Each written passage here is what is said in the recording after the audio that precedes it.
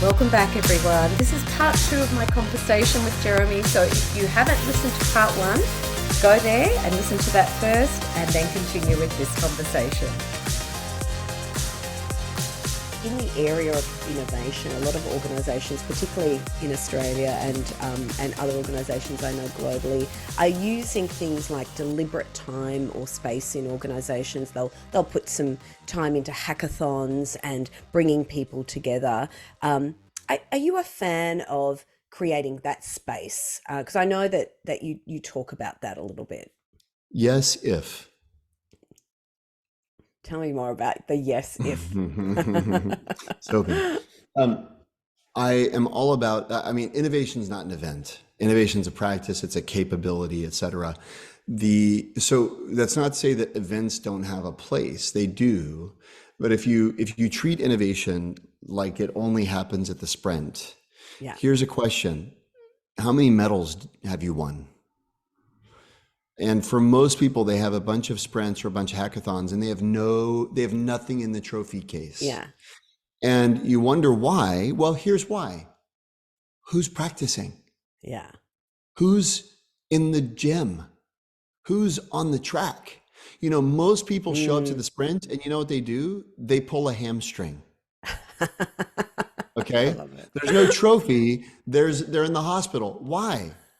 They pull a hamstring because they haven't stretched. And then they're told to go sprint. It's like, imagine if you and I go, okay, Josephine, we're both going to go sprint around the block right now. Yeah. We both come back limping, right? Yeah, exactly. Because you have to stretch, you have to warm up, you have to condition. And then the sprint can serve it is the place to win medals. Yeah. Provided that you've been doing the work of practice. Yeah. For many organizations, the sprint has become a replacement for practice. That will never work. Yeah, absolutely. So in your experience, that practice, that daily practice, whose responsibility is that? Are we really talking about leaders bringing this into organizations? Where has that worked from an implementation point of view? Where has that worked well for you? And who has the who has the mantle? Who has the charge for this? There's a couple of answers. One is it's a deeply personal, fundamentally, ideas happen in brains. And there's a lot. I actually have a colleague at Harvard who contends that people aren't creative, which I just, don't get me started. So whatever, that's fine. Okay. But to me, ideas happen. They don't have, there's no ideas popping up on my wall right now or popping up on my computer right now. Yeah, they're not out there. It's like saying a baby can be conceived without the act of conception. It's like, it doesn't happen. We haven't figured that out yet. Same with ideas. They actually happen in a brain. Okay. So there is a sense of the individual human capacity for conception. What do I do with inputs? What do I do? How do I synthesize them? How do I play with them? How do I experiment with them, et cetera? And so there's kind of the individual component, which is critical and which requires practice and attention and development and cultivation, just like, anything else. But then there's also the organizational piece. And I would say an organization's responsibility is both to encourage the individual practice and to create space for communal collaborative practice, right? And so if you think about, setting aside the individual, not because they're unimportant, but because they're so important, we have to talk about them separately. Setting aside the individual for a second, there's a really important finding, which is good ideas come from bad ideas, okay? Where is the space for bad ideas in your company? Where is the person who is willing to share the bad idea? Where's the leader who is safe to share a bad idea with? Like Sir Johnny Ive tells this story when he was working with Steve Jobs. He said, every day Steve used to say to me, hey, Johnny, here's a dopey idea. He said most of the time his ideas were pretty dopey. Yeah. In fact, sometimes they were truly terrible. But every once in a while, they take the air out of the room. Yeah. And Steve Jobs knew where good ideas come from is relationships where bad ideas can be shared. Yeah. And so a lot of times what you have to do as a leader is you actually have to lower the bar. And Yeah. there are lots of ways to do that. There's, I mean, in gifted facilitators, there's an incredible role for a gifted facilitator to basically normalize play and to normalize silliness and and you go, silly? I go, yeah. Serious isn't working, Yeah. is Yeah, how's exactly. serious working for you? Yeah. Yeah. And if serious isn't working, what makes you think that then what makes you think silly won't, right?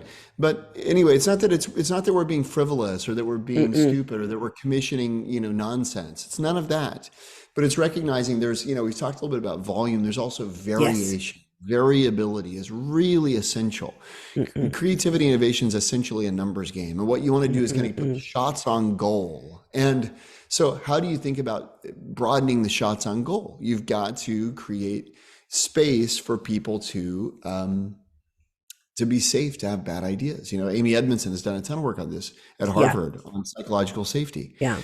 and so lots of ink has been spilled. But the point is, it's a both. It's not a either or. It's a both and. Mm-mm. There's an individual responsibility, and there's an organizational responsibility. Yeah. And I think we there's a lot of you know energy around that topic of psychological safety that I'm hearing, and particularly in Australia, we've changed our Work Health and Safety Act to include a focus on psychosocial hazard. So people are focused on well-being and psychological safety, but I think the innovation dimension has dropped off that, and people think of psychological safety as needing to help employees feel safe, which then goes to a conservative response to that. And so there's Right. almost like that distortion of that idea. And I keep saying, psychological safety is about feeling safe to be uncomfortable. In other words, you can share the dopey idea and you can Yeah. feel, because that might be a little bit uncomfortable or you might be vulnerable in doing that. Because you put yourself out there when you share a dumb idea, but that Mhm. it lands in a safe place. Mhm. And that people can have the capability, the competency to give you feedback in a way that doesn't destroy you, so that you don't give another bad idea tomorrow. Because that's Yeah. often the case, isn't it? We're not very good at receiving and giving feedback. That is not a competency. That is a default for Well, most people it's in our lives. I think it's in part, maybe not entirely, but at least in part, it's due to this abdication of responsibility that the environment isn't my job, or the environment is nobody's job, Mm-mm. or rather the environment is everybody's job. So If the nobody does environment it. is everybody's job, it's nobody's job. And Yeah. if it's nobody's job to attend to the environment, then and who's almost, you can think about it, there's a product manager of the environment. That's what there should be. And if it's no Mm-hmm. one's job to attend to the environment like a product that needs attention and product market fit and iteration and experimentation, then is it any wonder that Yeah. the environment isn't conducive to creativity? No, not at all. Mm-mm-mm. Yeah, exactly. Exactly. Um, so Jeremy, I'm really getting a lot of inspiration from this conversation. I keep thinking back to my older experience at my older workplace, because what we did, I think in some ways I can see where we went wrong in some ways, because we institutionalized design thinking. We created a center for design thinking and we made it the responsibility of one function of the organization. And but we didn't that necessarily didn't it didn't incorporate the team's practice. I think the director of the center was trying to influence teams, but the Mhm. responsibility was with that person. It's your job to be the director of innovation or director of design thinking, rather than creating an accountability across all teams and instituting some of these daily practices. We created an academy in a way internally, Mhm. which made it a little bit inaccessible, Yeah. because it became this knowledge base that wasn't necessarily in everybody's ballpark. So I can see how that could have worked. Where do you think, in terms of creating a viral level of implementation of this? Because what a scalable level of implementation, because I can see how I can apply it in my daily life, and perhaps if I'm a team leader I can apply it with my team. But what do you need to really create a shift in an organization so that it becomes that norm? It becomes a norm to be discussing bad ideas and allowing space for inspiration as a normal part of the business, you know, as the work routine, a normal part of the Well, way we work. I have two answers to that question. One is ultimately you need a CEO who sees the necessity of innovation. Mm. So that's one thing. If you have a CEO who's satisfied, who's content, none will say that, by the way. But if they aren't pushing, Yeah. if they really aren't pushing the organization, not just to do what they're doing better, but to be figuring out better things to do, then that would be evidence of contentment. And if there is, so that's one thing. The other thing I would say is it's largely, well, okay, well, I'll illustrate. So sorry, remind me to say down, not up. Okay, I'll come back to that. So just, put a bookmark on that, down, not up. I had Astro Teller, who's the head of Google X, on my podcast a while back. And he said something that I found, it's just to this point about the CEO. He said, it's kind of awkward because I used to get asked to give innovation lectures, an hour-long lecture on innovation. But he said, the problem is it only takes me a minute to give a lecture on innovation. And it's kind of awkward because we don't know what to do with the other 59 minutes. And I said, well, what's the minute? And he said, raise your hand if you are willing to take a 10% chance at $1 billion idea rather than 100% chance at $1 million idea. He said, everybody raises their hand because just mathematically speaking, it's a $10 million, expected value versus $1 million, right? He said, now keep your hand up if your CEO and your board agree with you. And he said, every hand in the place goes down. And he said, you don't need a new innovation. You need a new leader. And to me, that is so, which is to say, there's a significant role for the leader to play. And one question that an individual should ask themselves, it's kind of a seed versus soil, as I've heard it said. There's something to be said for the soil itself, the environment, choose and being thoughtful and discerning about choosing an environment which is highly likely to be conducive to innovation, right? So that's kind of one thing. And that's like kind of a priori conditions before you choose a job, right? Okay, so that's that part. Now I want to get to the other part, which is, down versus up. Given that you're already in a job, and given that you are not looking to change your job, then what has to be done, I think it's useful to ask, what can I personally do within my sphere of influence, within the span of control that I hold presently? And think about managing behaviors downward rather than trying to change someone else's management of you upward, right? So for example, Astro Teller, just to use the same person, he has a simple kind of give me five, interaction with teams where they're coming up with an idea. He always says, I want five, not one, I want five, give me five. And people hear that and they go, man, I wish my boss said, give me five. I go, okay, no, stop. You start saying, give me five to the people who report to you, right? Yeah. That's managing down versus managing up. And a lot of times, granted, the very best is to choose an environment that expects innovation, that demands it, and that it encourages behaviors in keeping with it. That's like an a priori condition. Given where you are now, if you're unwilling to leave your job, which would be an intellectually honest way of approaching the problem, if you're unwilling to leave your job, which for whatever reason many people are, think about changing the expectations in your sphere of control rather than bemoaning the fact that someone else doesn't do the thing that a really innovative leader does. You be the innovative leader who has innovative expectations of the innovative people who are working for you.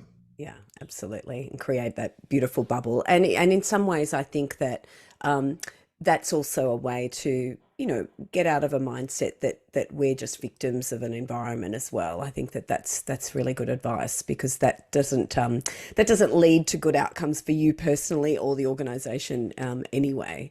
Um, Right. there's I'm very passionate about diversity, and I know you are as well. And when we look at the research around even gender diversity in teams, we know that there are better outcomes around innovation and performance. Yeah. Can you talk to that just in terms of diversity? And because we talk about multiple perspectives, but then I also know that many leaders are still male, white, come from privileged backgrounds. How do we how do we really use some of these techniques to firstly address the issue of diversity, and what do we need to know about diversity in terms of these results that we're after, in terms of really creating creative, innovative organizations? Well, I think a lot of it kind of boils down to your objective, right? The research is clear. Homogeneous teams are better if you need to do a known task in an unchanging environment. Heterogeneous teams or diverse teams are better if the task is unknown and or the environment is changing. So start from the premise of, is what I need for people to do jobs that I already know that I already know what they're doing, and it's a straightforward task? If so, don't look for diversity. Diversity in that Yeah, case will only add complexity and difficulty and slow the team down, right? So first, the case against diversity, but then the case for diversity. And I think the majority of cases, we actually don't know what needs to be done.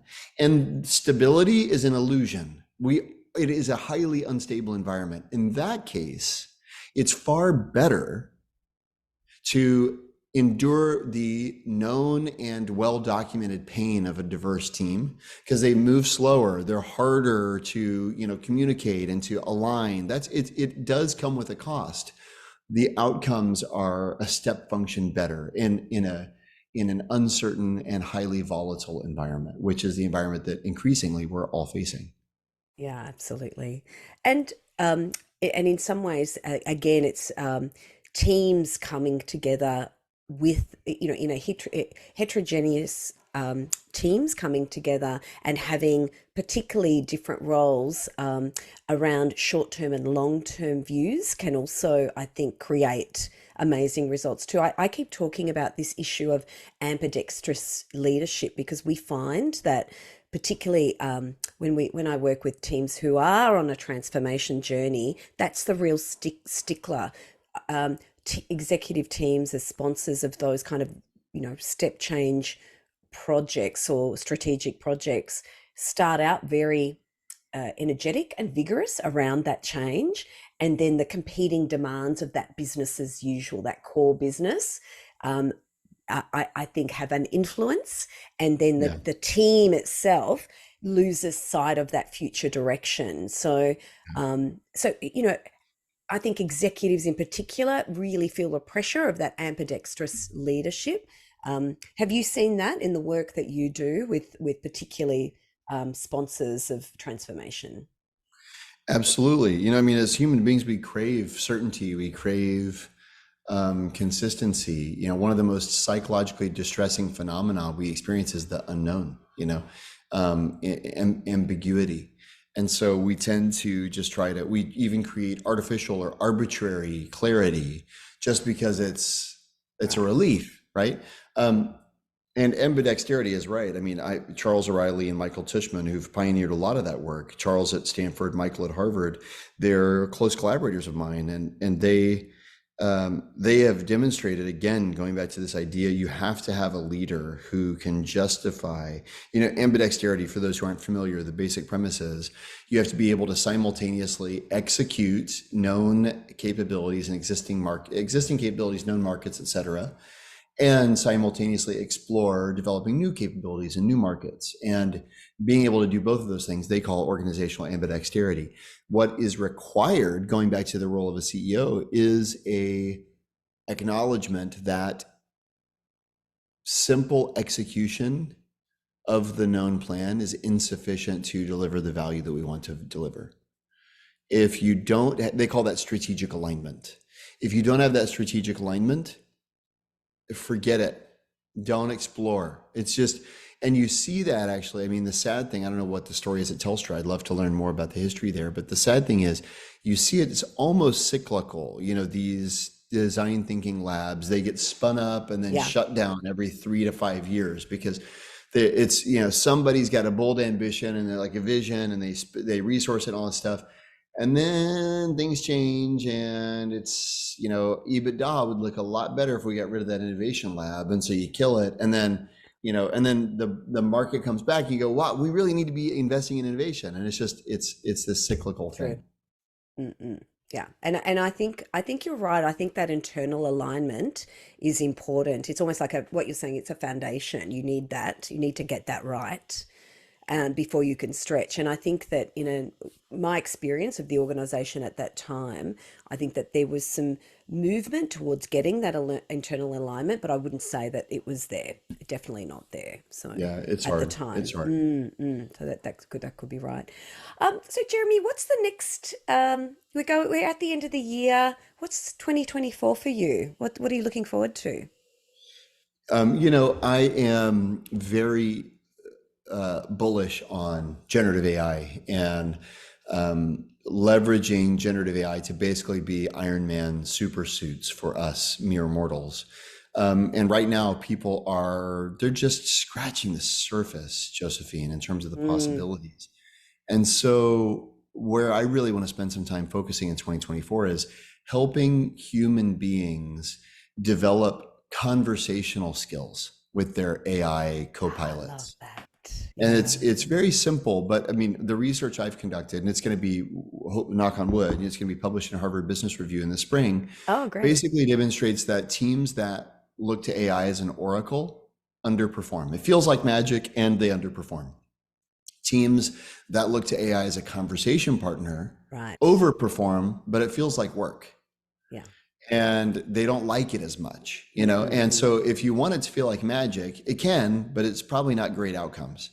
If you are willing for it to feel like work, you actually get to a better place. But what that requires is you shift from approaching ChatGPT as an oracle to yes. ChatGPT as a thought partner, as a conversation Yeah. partner. And the reality is very few people have any kind of conversational fluency. Yeah. And so to me, it's that the foundational kind of ability is folks have to be able to feel comfortable talking with ChatGPT, have an Mm-mm. ongoing conversation, an ongoing dialogue with ChatGPT. That's interesting. I hadn't even thought about it that way. And but I understand. I'm already starting to understand that that's an incredible skill set, and getting, and when you say comfortable, there is does that also involve an understanding of what the AI co-pilot, I love that word too, needs from me in terms Yeah, of the prompts, in terms of that idea flow? I don't think it's about being technical. I Mm, do think it's about having a willingness to re-engage and to question and to push and right. to that's the because of this well-known tendency, which we've discussed, you know, a couple times now, and even in this conversation, to just settle for good enough. Yes. You know, it's so easy. You know, it's, I mean, classic example. I need to title this podcast, right? You want to title the podcast. You ask ChatGPT for, even if you're enlightened enough to know I should ask for 10 answers, or what I've heard is that 20 is really what starts to get you kind of high variability. Then you look at those 20 and you know the question you ask? You're asking yourself, which one do I like best? Yes. You're Yes. not asking, I want 20 more. Yeah. Yeah. There's no penalty for asking for 20 more and Yeah. 20 more and 20 more. And I mean, and it's, I mean, not that you can read hundreds, but the point is, you Mm-mm. look at the 20 and none of them sing and none of them stand out to you. And you immediately go into, well, which one's the least bad? I don't Yeah. want to spend any more time on this, Mm-hmm. rather than give me 20 more. I don't like these. Or even better, you know what? I really like number 1, number 4, number 17, and number 19. Can you give me more like that? That's right. And then when it comes back and you don't like them, you go, Why do I like number one? I like number one because it's got alliteration. I like number four because it's got a pun. Mm. I like number 17 because, whatever it is. Can you give me more using alliteration and puns and whatever as design principles, right? That requires effort, Yes. Yes. period, you know? Mm. Hmm. And so, and if you're willing to do that, you get to the point where you're like, that is a solution I never would have thought of. It is Yeah. better in every way. That's a super powered individual, but it requires having that practice. So Yeah. that's one thing I've been building is actually a series of drills. I've called them, kind of AI fluency skill Hmm. drills for individuals to practice getting conversant with AI. Great. To me, Mm. that's that kind of comfort level and confidence is the starting blocks for organizational deployment of AI. Oh, that's amazing. Where can people find the drills, Jeremy? Are they Yeah, they'll available? be at howtofixit.ai, howtofixit.ai. Great. All right. And we'll put that in the show notes too. That's Cool. wonderful. I'm really excited. Maybe we can talk again next year after the HBR article comes out. Can you, I don't, obviously you're going to, you're in the middle of publishing that, but can you give me a little bit of just a sneak preview in terms of how that research was conducted? Yeah, happy to. We went inside of organizations in the US and in Europe, Hmm. and we had them specify a problem that they were trying to solve. That they wanted to, to conduct brainstorming sessions around. So sometimes a new product, sometimes about education, sometimes it's about a new market, et cetera, et cetera. We had teams of people come in and we developed a brainstorming structure, very simple brainstorming Yeah. structure for a team to consider, interdisciplinary team to generate ideas, right? This is kind of my sweet spot. The important thing is half the teams had access to ChatGPT and half did Hmm. not. Oh, okay. So at the end of the session, we ask the problem owner, blind of which team the ideas came from, to grade the ideas. All right. And so we basically were measuring three things. One, how many ideas does a team generate? And Hmm. compared teams with Yeah. ChatGPT, teams without. How broad of a quality variation is there from dumb to delightful, right? From dopey, as Steve Jobs would say, to delightful. From comparing ChatGPT teams and not. And then third, how did the experience affect participant sentiments? We asked people before and after, how do you feel about collaboration? How do you feel about problem solving? How do you feel about brainstorming? How do you feel about generative AI? And we asked teams that used ChatGPT and teams that didn't before and after, and compared the impact of the experience on their feelings about those various topics. Right. Love it. Can't wait to read the article. And in some ways, HBR, spring is great, but the technology moves and our practice around it moves so quickly. So let's hope it Mm, gets a speedy publication. yeah, It's almost like we need to get better, particularly in the peer-reviewed space. We need to get better at kind of doing this faster as well, don't we, yeah, Jeremy? It just yeah, takes that's right. a little bit too long because that would Yeah, be fabulous to have a read of right now. yeah. That's wonderful. Jeremy, is there anything I haven't asked you today that you wanted to share? Anything else on your mind? No, well, a couple things. One, I'd love to connect with people on LinkedIn, or they can visit my website, jeremyutley.design, if they want to, subscribe to the newsletter or listen to my podcast or anything like that. And two, maybe the last thing actually I'd say is I'm a Christian, and my work is motivated by my faith. My not just work, but my Yeah. life is motivated by Mm-hmm. my faith. And Mm. I feel that's something that some people don't. They're reluctant to express Mm. because they don't want to be seen as proselytizing. I mean, I'm certainly not, proselytizing or anything like that. But Yeah. I feel when we talk about what motivates us, for me, it's Yes. I want to do great work because I believe that is good stewardship of the life that I've been Mm. given, Mm. That's and wonderful. I believe that I have to answer for the life that I've lived at the end of my life, and so that's important to me. And so anyway, anytime I have the opportunity, it's funny, a lot of times, we'll run these workshops or have these, um, keynotes and things like that. And I'll get invited to dinner by the, host or the client or whatever. Yeah. And someone almost inevitably will say, so where do you get your energy? Hmm. Something like that. Because I tend to be very energetic and sarcastic and funny and things like that. Not now, but, with people. And, And I'll say, do you want the honest answer or the superficial answer? Right? Because Yeah. some people don't want a real conversation, and sometimes people say, never mind, but the people who say, I want the honest answer, I say, it's because I'm a disciple of Jesus Christ. Yeah. Mm, It mm. brings a lot of purpose and meaning into my life. And, That's wonderful. the number of people who go, I thought you were going to say you did CrossFit, or some, you know, I thought you were into meditation. It's like, what's funny is people have come to expect in the world today, Yeah. CrossFitters are going to be out, or I thought you were going to say you were vegan, right? Which is Yeah, like, yeah, that's yeah, great. By the way, I do like CrossFit. I do like vegetables. All those things are fine. What's yeah. funny is we've entered into an era where a Mm. CrossFitter can proudly proclaim the virtues of high intensity interval training, and a vegan can, proudly proclaim the virtues of a microbiome boost, Yes. right? But a Christian or a person of faith of any Yeah. kind goes, I don't, I Yeah. go, I don't want to be any quieter about the thing that matters most to me than the vegan. Exactly. Not good or bad on veganism, but it's like if we want to value one another as human beings, we should be able to say, honestly, this is what That's right. drives me.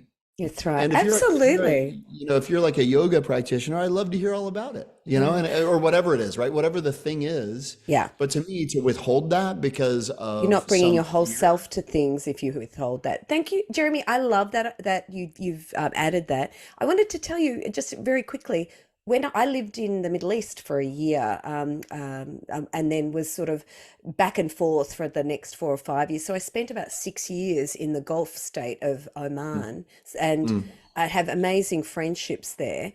And what struck me when I went to Oman was the very first question people ask you is, what faith are you? And they want to have a conversation about it. It's not mm, because they want to judge you for it. It's mainly because mm. it's such an important part. Daily Yeah. practice in faith practice is it's structured. It's sort of structured within the state's systems as well as the organizational system. But it's also, Oman is very open to other faiths as well, and they were very keen to know what my faith was, and I'd never been asked that question. It was Wow. amazing. And so for the year that That's I cool. spent there, I kind of could lean into my faith as well. So Mm, that was mm. really, in some ways, freeing. So I'm really Yeah. glad you mentioned that. That's cool. Yeah, thanks for sharing that. Yeah, I've never been to yeah, Oman, but I'd love to go. So, if beautiful. anybody's listening from Oman, Muscat. I'm willing to entertain opportunities to visit. Let me Oh, know. maybe we have to make some connections. We'll talk about Let's it. do it. Okay, cool. Right on. Thank you, Jeremy. It was a My wonderful pleasure. conversation. I really appreciate your time. Thank you so, so much. My pleasure. My pleasure. Thanks for having me.